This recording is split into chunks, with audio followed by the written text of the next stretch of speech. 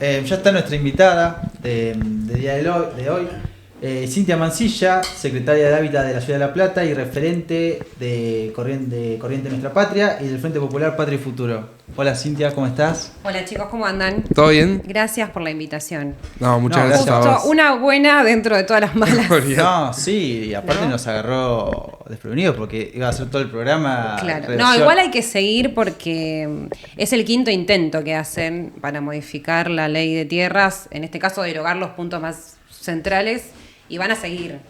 Porque una de las cosas es, no se llegó a la negociación, Claro. Se corre el capítulo, pero el capítulo queda Queda a modificación, sí, que es el capítulo 3. Sí. Después sigue todo lo demás, digo, ¿no? Después son malas noticias igual, pero Y- pero en este caso era importante para debatir el tema. Para vos va a seguir el gobierno insistiendo, teniendo en cuenta que en un año es elecciones y que trajo mucho resistencia en la sociedad, ¿va a seguir el gobierno intentando con este Yo creo que capítulo? sí, o sea, el planteo que hace hoy Patricia Bullrich es que no les dio la negociación con los gobernadores. Yo creo que hubo un poco de razonamiento, si se quiere, y también una presión grande. O sea, me parece que lo que no hay que dejar de ver en la noticia de hoy es que la presión popular y la presión política que hubo, ni hablar, digo, el proceso de, si se quiere, de poner en cuestionamiento nuestra soberanía, el orgullo nacional con el Mundial y la selección, digo, aunque parezca alejado, también tiene que ver. Me parece que hubo un entendimiento de que este proyecto en particular y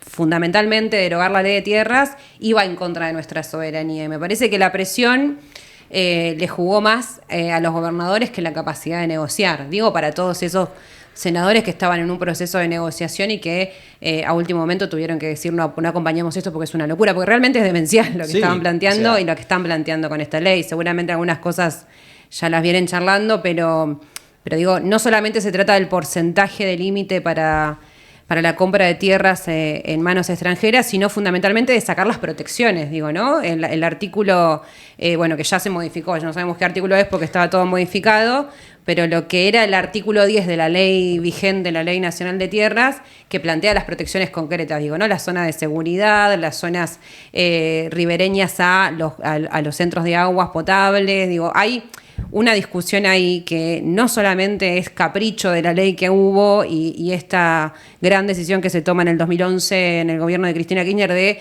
generar una ley de tierras específica, sino que ya se venía viendo esto.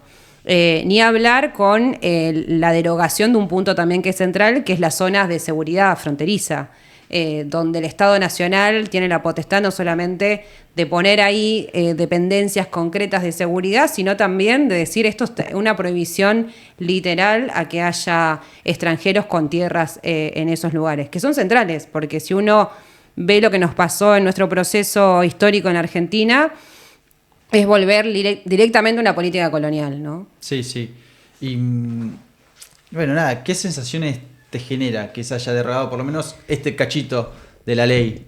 A mí me Que se haya ido parece para atrás. una gran noticia. Yo creo que, digo, más allá de que este debate va a seguir, yo estoy segura que incluso detrás de esta postura, digo, es la quinta vez que lo intentan hacer, es la quinta vez que tienen que suspender el tratamiento en específico de este tema.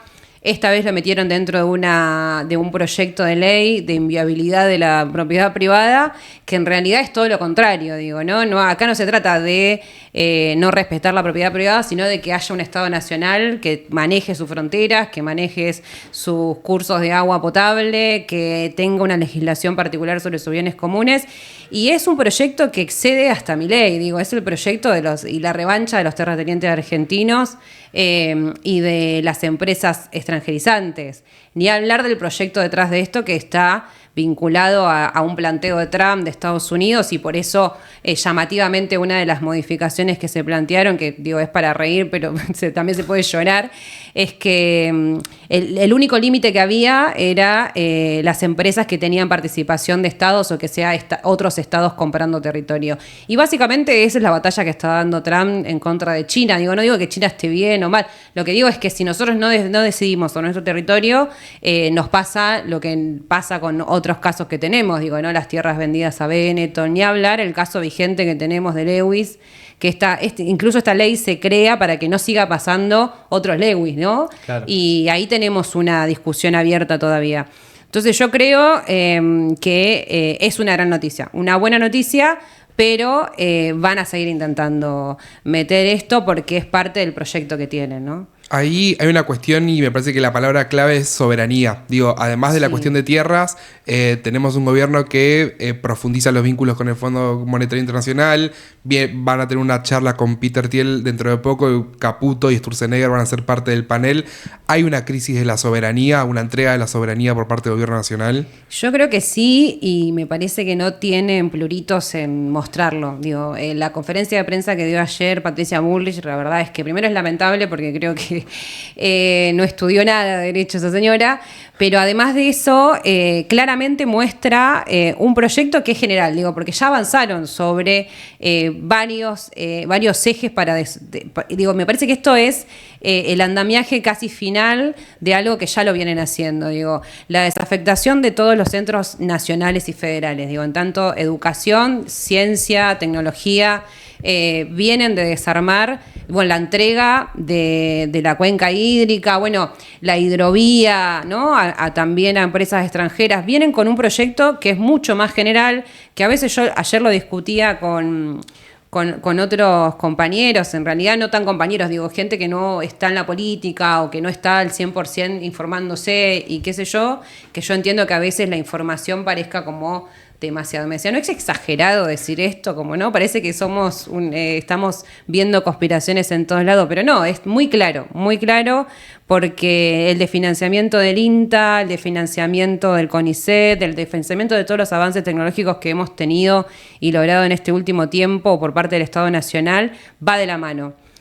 Porque acá no están discutiendo las inversiones para tener una producción mayor o una economía que mejore en Argentina, sino fundamentalmente cómo hacemos para venderle la tierra a empresas y no vender lo que producen esas tierras, ¿no? Entonces, preocupante esto que decía el artículo 10, porque lo que intentaron hacer en esta sesión de mañana y lo que van a intentar hacer es sacar esas protecciones de la zona núcleo de Argentina, que es lo que siempre... Digo, ¿no? Una de las razones por la que se crea la Ley Nacional de Tierras es también que haya un límite para la compra en la zona núcleo, que es la zona productiva de nuestro país, ¿no? La zona de tierras que más producen y que hoy generan no solamente las riquezas, los bienes comunes, sino fundamentalmente el alimento para nuestro pueblo y las commodities que llegan a la hora de vender la soja, el maíz y los granos. Entonces, cuando las inversiones se buscaban en nuestro país, ¿qué te decían los otros estados y las empresas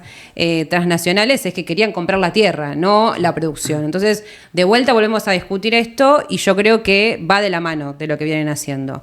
Por eso me parece que es una buena noticia lo que pasó hoy, pero que van a seguir intentando. De todos modos, se va a votar la ley y el resto de capítulos también ahí tiene como otros puntos que son importantes. Sí. Ahí, en relación a que mañana se votan otros artículos, hay uno que habla de estas facilitaciones para desalojar inquilinos en moras, esos desalojos express. Sí.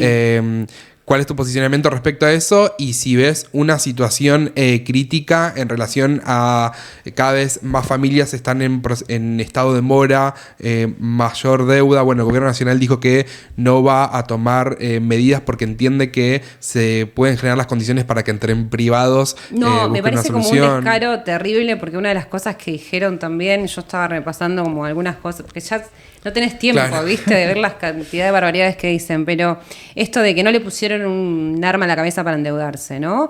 Y las circunstancias te obligan a endeudarte hoy. Sí, yo creo que, no sé, digo, si pregunto acá, creo que todos tenemos deuda, sí. O tenemos un uso de la tarjeta de crédito que antes no teníamos. No te ponen un arma en la cabeza, pero es eso o no comer, digamos, o no porque comer. La deuda es para comer, no es o para pagar servicio, no es para, no sé, cambiar el auto.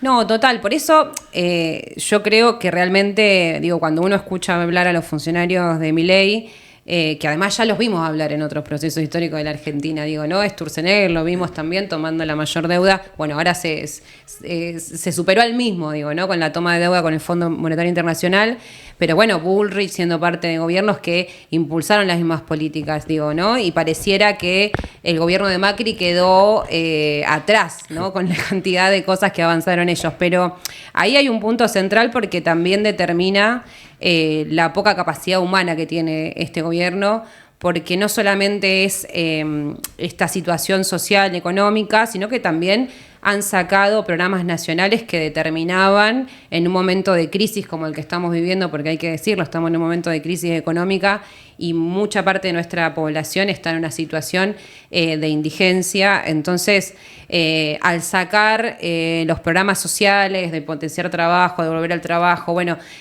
al negociar, incluso apelar en la Corte Suprema para no entregar los alimentos que ya estaban comprados por el Ministerio de Desarrollo Humano, bueno, tomaron políticas que realmente son fatales, ¿no?, para nuestra población. Y si a eso le sumamos que tenemos una clase media y tenemos una clase empobrecida que, bueno, en la Ciudad de La Plata repercute mucho. Nosotros, muchos, creo que la gran mayoría de los que vivimos en el centro de la ciudad se alquila, ni hablar los estudiantes de la universidad, y que modifiquen la ley para poder generar un desalojo express. ¿Qué quiere decir esto? Que a 10 días de dejar de pagar o atrasarte en el pago del alquiler, el dueño puede desalojarte sin intimidación de por medio. O sea, se empiezan a cortar esos lapsos, que quiere decir que te pueden sacar incluso sin una orden judicial. Entonces, eso es un tema muy sensible. Yo creo que hay que prestarle atención, porque así como destrozaron la ley de alquileres y hoy tenemos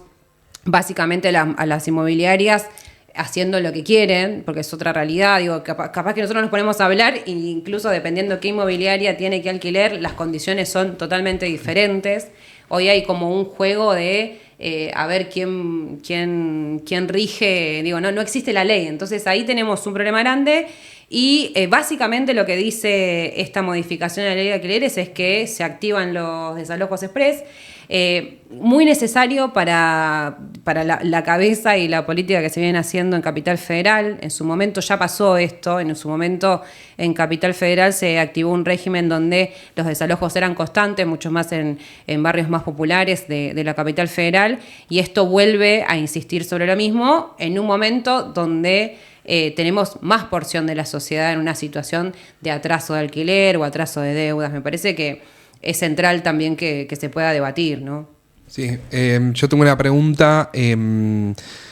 Rodrigo Sarazaga, que es el sacerdote y director del CIAS, dijo hace un ratito que hace falta una coalición de los buenos, que a la coalición que no quiere ceder sus privilegios hay que oponerle una oposición generadora de valor. ¿Crees que este consenso generalizado, este rechazo a la ley de extranjerización de tierras, es la oportunidad para generar una coalición que proponga otra cosa que lo que nos están proponiendo? Yo creo que sí, me parece que ahí hay un desafío muy grande, porque otra de las discusiones pendientes es si los regímenes que tenemos actualmente sirven, ¿no? Porque, digo, en la discusión de los topes para compras de extranjeros de tierras, digo, no, porque en un momento medio que la discusión rondó en que, bueno, el tope es del 15, lo aumentamos un 25, en realidad no lo eliminamos, en realidad encubriendo otro objetivo central. Pero hoy tenemos que discutir si es el 15 está bien como tope. A mí me parece demasiado, y yo creo que nos pasan algunas otras cosas, digo, ¿no? Porque también ahí ellos pusieron una derogación del Consejo, el Registro Nacional de Tierras Rurales. Digo, básicamente, para el que no entienda, digo, la ruralidad es lo no urbano, ¿no? Y ahí entra todo. Digo, porque a veces dicen, no, bueno, es la zona de producción agropecuaria. No, es todo lo no rural. Y ahí hay un tema de trasfondo. Bueno, porque tenemos hoy grises. Hoy no sabemos cuántas empresas compraron cuántas tierras. Digo, ¿no? Hoy ese registro nacional no está funcionando de una manera deficitaria, pero además no hay datos reales. El Observatorio del Uso del Suelo lanza cada tanto algunos informes de lo que viene cargando el gobierno nacional, pero tampoco es confiable lo que viene planteando el gobierno nacional como información de los nuevos movimientos que hay. No se sabe si se hacen las cuentas de dónde salen esas empresas, digo, porque pensemos que la compra ya no es en términos particulares, no estamos hablando de un vecino que vino de otro país y va a comprar un terreno porque se va a radicar en cierto lugar, sino de empresas que tienen accionistas. La venta de esas acciones no se registran. Si no se registra, el Estado Nacional no ejecuta desde ahí las políticas necesarias para poder registrar esos movimientos, no se sabe de quién son las tierras. Entonces hoy estamos en una situación muy, muy compleja. Yo creo que ayudó mucho esta discusión, la discusión de lo que nos pasó a todos y nos conmovió con la selección y la reivindicación de las Malvinas, y creo que eso es un puntapié central para que nosotros podamos generar un proceso de un frente nacional en defensa de la soberanía. Yo creo que más allá de la discusión partidaria y lo que va a pasar de cara al 2027, sí creo que es necesario que haya un razonamiento, porque no solamente es Milei, no solamente es Bullrich, no solamente es Sturzenegger, sino es una forma en la que el mundo está virando, o algunos, digo, estos multimillonarios del mundo, empezando a pensar que no haya estados, ¿no? Y que directamente se armen sociedades o territorios que sean una personería jurídica que lo maneje una IA. Digo, hay líneas ahí que no son locas de pensar, sino básicamente es la guerra por la producción, por, en este caso, el poder económico que se hace carne. Entonces, sí, yo creo que hay una posibilidad de que esto que estamos buscando, de qué manera se construye un proyecto alternativo que no sea un fracaso, ¿no? Como pasó también en nuestro país, es central. Yo creo que hay que ir por ese lado, sí, sin dudas. Difícil, y creo que para eso tiene que haber una consecuencia muy grande de replantear el sistema político de la Argentina. Digo, esto que nos pasa, que estamos discutiendo, qué senador se da vuelta, de dónde llega la negociación, si el gobernador le dice, digo, me parece que hay valores ahí que se pueden buscar en consolidar un proyecto nacional que esté anclado sobre estos valores, que es lo que hoy yo entiendo masivamente nuestro pueblo está pidiendo también, ¿no? Esto ya va más quizás a una pregunta que te quiero hacer desde la Secretaría de Hábitat. ¿Cómo se le da respuesta a esto justamente que hablábamos de la falta de una vivienda, de quizás estar endeudado con los pagos? ¿Cómo se la rebuscan, digamos? ¿Cómo ves ese problema que se está gestando en la sociedad? No, digo, porque una del trasfondo de esta discusión nacional que nos trae la ley de tierras es que básicamente tenemos un territorio extenso y tenemos la imposibilidad de acceder a esa tierra.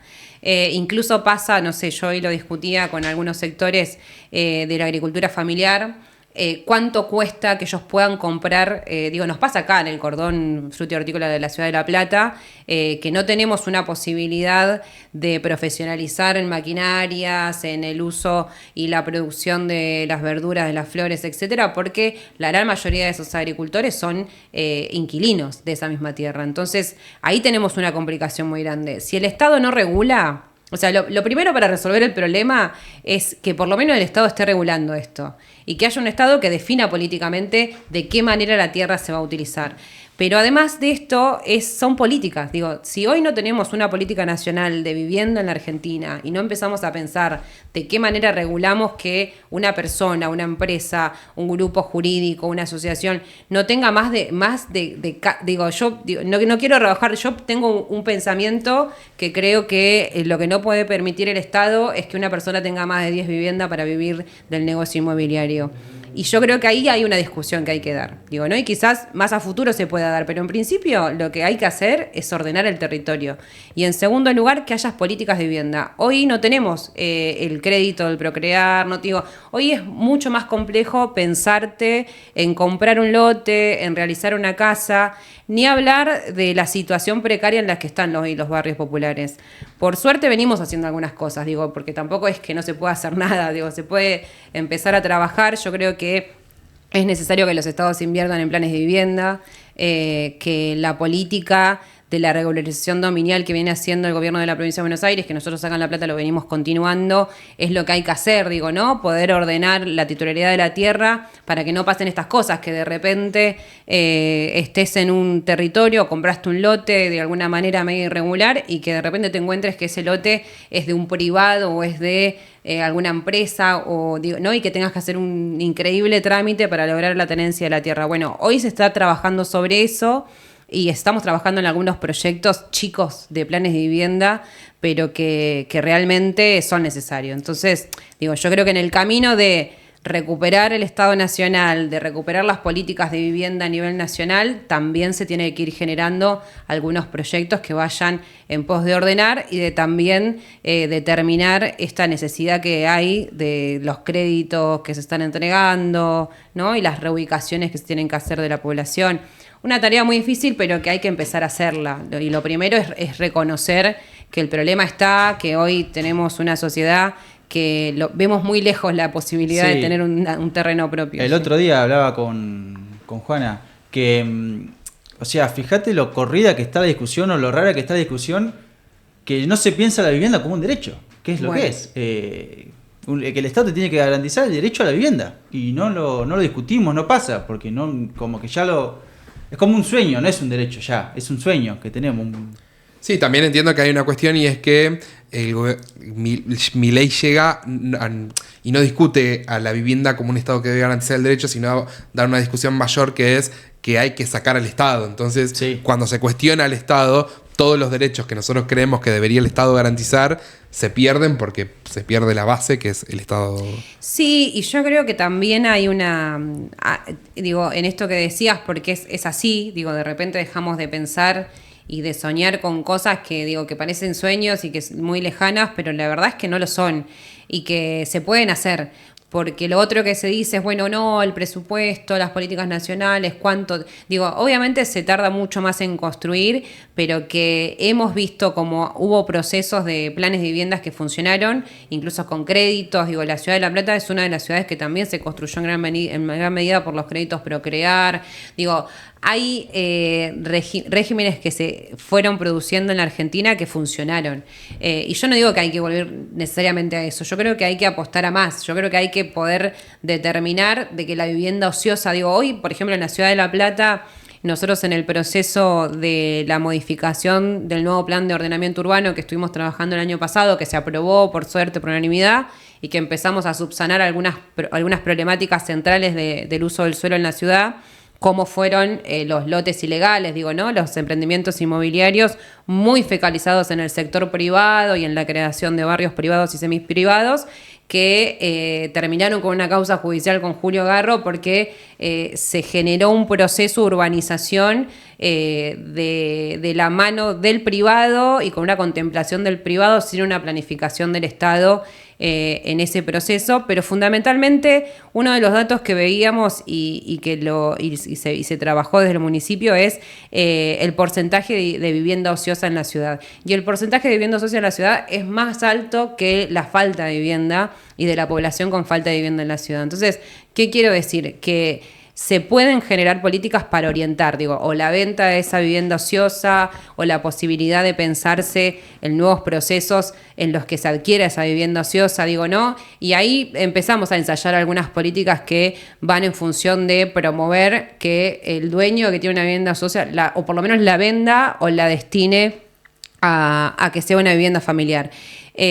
Pero lo primero que hay que pensar es que se puede hacer desde el Estado y se puede hacer ordenando la sociedad. Ni siquiera es necesario que el Estado financie todos los planes de viviendas que se hagan, pero sí que sea una intervención clara en poder acceder a esto. Porque lo que pasa hoy es que está todo desvirtuado, digo, ¿no? Y los bancos te prestan dinero, sí, pero con tasas altísimas que son irrisorias, que no se pueden pagar, que en este proceso en donde el trabajo es menos y la producción nacional del PBI nacional baja, pero además tenés servicios altos, digo, en este proceso está claro que si no se ordena la economía, que es el primer paso, va a ser complicado. Pero lo otro es, se puede hacer, porque hoy lo que está pasando no es solamente que están complicados los bancos y por la poca previsibilidad que tienen hacen préstamos con tasas altas, sino básicamente es que se dejó de intervenir en el tope de esas tasas. No tenemos un banco público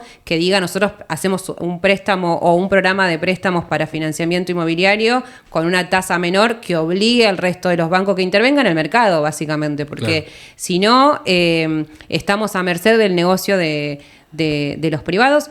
y siempre el privado va a intentar ganar. Digo, vos tenés una empresa y la verdad es que si tienen la posibilidad de tener tasas más altas y de que esas tasas funcionen y funcionen para el usufructo propio, lo van a hacer. El problema es cómo hacemos políticas que se hagan. Y se pueden hacer. Y yo creo que hay que empezar a caminar a hacerlo, por lo menos en lo que se pueda, en la provincia de Buenos Aires, en la ciudad de La Plata, con el presupuesto que hay, pero si no pensamos una línea nacional en cómo se trata la vivienda y pensamos en que hoy de vuelta a insistir en el derecho a tener un lugar digno donde vivir sea algo respetado por el Estado, es muy, muy complicado que se pueda hacer. Y realmente me parece que no podemos seguir pensando en una sociedad en donde muchos tengan muchas viviendas, claro. ¿No? Para financiamiento. Digo, hay que empezar a pensar en los topes que hay que poner porque se pueden hacer. Yo tengo una última pregunta, al menos yo, y es: fuiste concejala del 2021 al 2025, sí. Actualmente secretaria de Hábitat de La Plata hace poquito. Te tocó ver los 2 últimos años del gobierno sí. de Garro dentro del Consejo Deliberante, los 2 primeros de Julio Alac, y estuviste en comisiones muy importantes. ¿Cómo ves la ciudad, el paso de esa ciudad que dejó Julio Garro a la que está construyendo Julio Alac?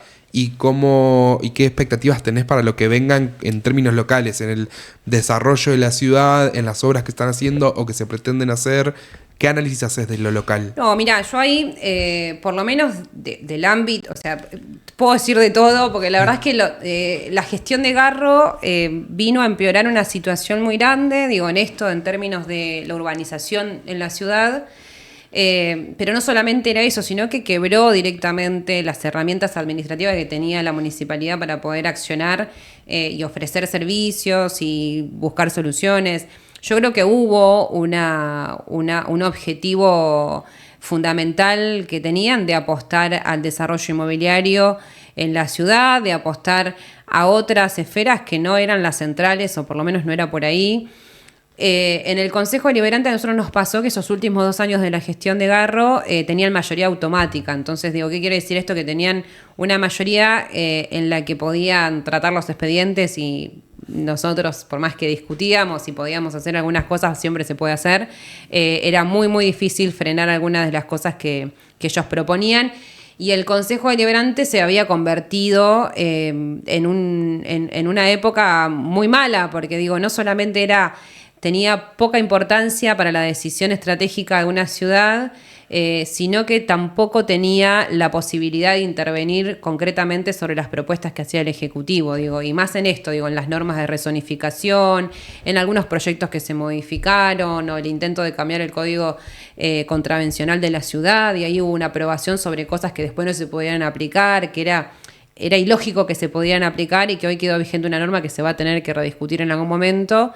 Y la verdad es que perdió una legitimidad muy grande esos 2 años en el Consejo Deliberante. Para lo que apostamos en política y creemos que la acción legislativa en los municipios es central para poder pensarnos desde lo local. La verdad es que fueron unos años bastante complejos. Después intentamos recuperar esa capacidad de discusión del Consejo Deliberante. Por suerte, digo yo, en algunos casos más complicado, pero no teníamos una mayoría absoluta ni automática, no la tenemos hoy tampoco en el Consejo Deliberante, y eso nos determinó algo que, si bien era una posición, y fue una posición que siempre nuestro espacio tuvo, de dialogar y buscar consensos y demás, estábamos obligados. Entonces nos sirvió mucho esa práctica, o por lo menos a mí en particular, de buscar esos consensos. Hemos logrado ordenanzas que eran impensados que haya unanimidad en el Consejo Deliberante, y lo hemos hecho con mucho trabajo, con mucha discusión. Y la verdad es que ahí tenés una línea, digo, de cómo cambió eso, de jerarquizar el Consejo Deliberante, que yo creo que ahí hubo un trabajo bueno, y que lo sigue haciendo Marcelo Gana como presidente del Consejo Deliberante.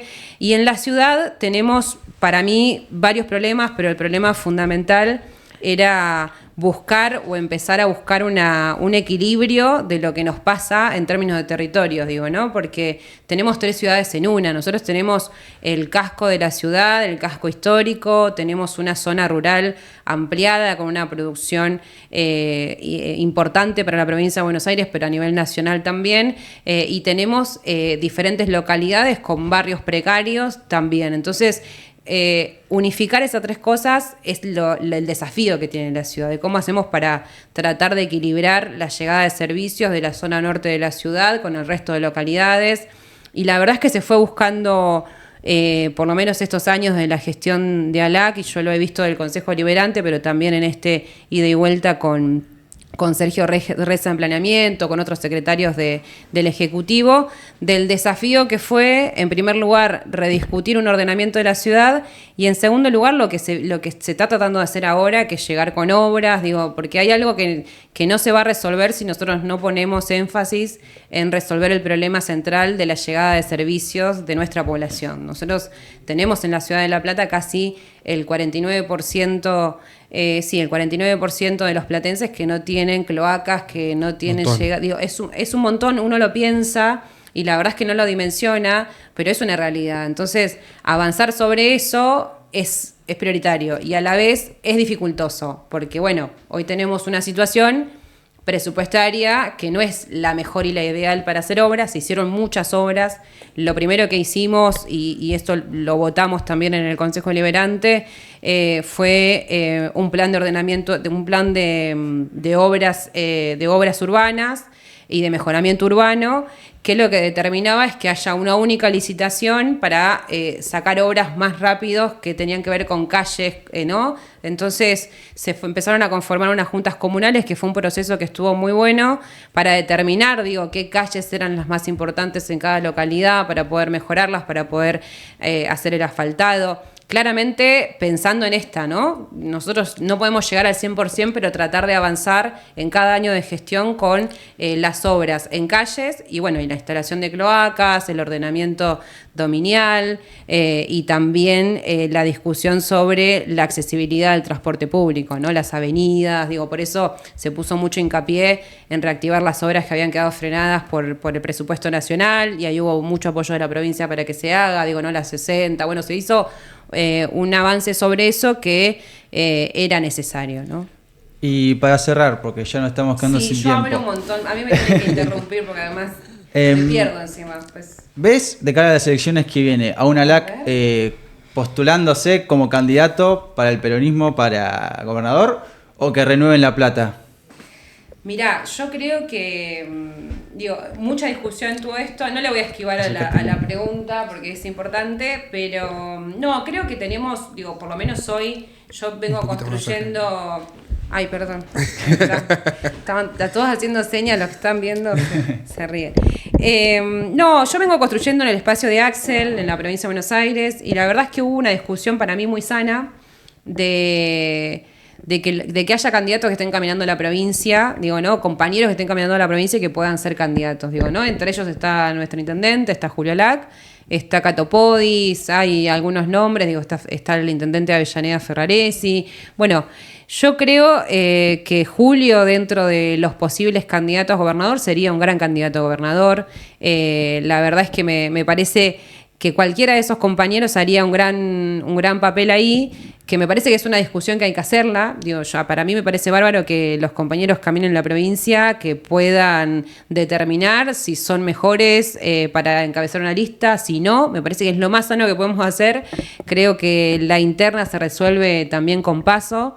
Y que en la ciudad de La Plata sería buena una gestión más también de Julio. Me parece que hay cosas que se pueden mejorar de proyectos que se vienen trabajando, que me parece que en su liderazgo se han podido construir, esta idea de tener una gestión que esté integrada por todos los espacios del peronismo de la ciudad, que algunos que lo ven de afuera dicen, bueno, ¿y eso qué rol ocupa? Bueno, la verdad es que resuelve que haya un espacio político más ampliado en la gestión, que esté pensando en términos comunes y que no tengamos que rediscutir cada lugar en la gestión de una manera diferente. Pero me parece que, si me preguntás a mí, yo creo que puede ocupar cualquiera de esos dos lugares y que no estaría mal una reelección.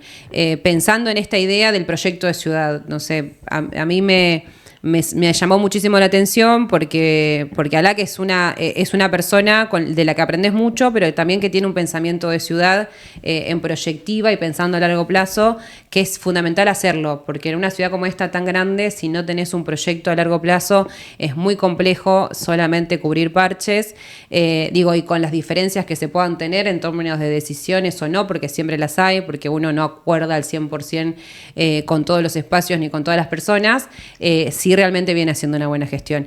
Y en la provincia de Buenos Aires yo creo que hay que, pensando en que Axel va a ser el candidato a presidente, yo tiro todo porque es lo que venimos construyendo, en la provincia de Buenos Aires hay un desafío grande, me parece que tiene el peronismo en general, que es buscar al mejor o la mejor candidata para que encabece la lista y que resuelva una continuidad de la gestión también. Sería muy malo si se pierde todo lo que se avanzó en la provincia de Buenos Aires en estas 2 gestiones de Axel, porque realmente se avanzó mucho y todavía falta mucho. Bueno, la vamos a necesitar de vuelta. Sí, me quedaron muchas preguntas. Okay. Tenemos que hacer programas más largos. Tenemos que hacer 2 horas. Muchas gracias, Cintia, por tomar el tiempo de venir. Y nada. Te vamos a estar llamando de vuelta. Bien, ¿Y mañana? A disposición. Mañana se moviliza igual, también hay que decirlo. Mañana va a estar la movilización. Se está convocando a partir de las 12 del mediodía. Algunos convocan a las 2 de la tarde. Va a haber gente que se va a quedar más tiempo.